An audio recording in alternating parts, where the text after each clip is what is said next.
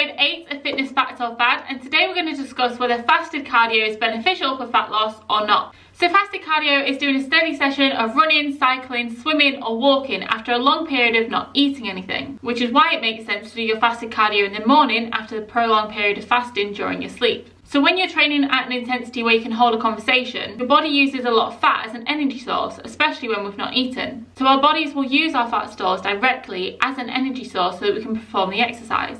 So you'd presume that when we've not eaten and we're using our fat stores, we would lose fat, right? Which is true. If we're using our fat stores, we will reduce the size of the fat stores and therefore lose our fat. But if we don't pay attention to the rest of our diet and how much energy we expend throughout the day, then we may actually end up replacing the fat that we have lost.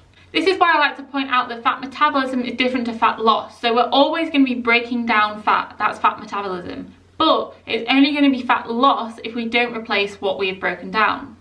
And the only way to not replace what we've broken down is by creating a calorie deficit over a period of days, weeks and months so that we can lose the fat. So is fasted training a factor of fad? There's two sides to it. The fact is that if you train fasted and you're in a calorie deficit, it will help with your fat loss. Whereas if you train fasted but don't pay attention to the rest of your calorie expenditure or intake, then it's not likely or promised that you will lose fat. So in summary, fasted cardio isn't necessary for fat loss, but it can be helpful if done alongside a calorie deficit.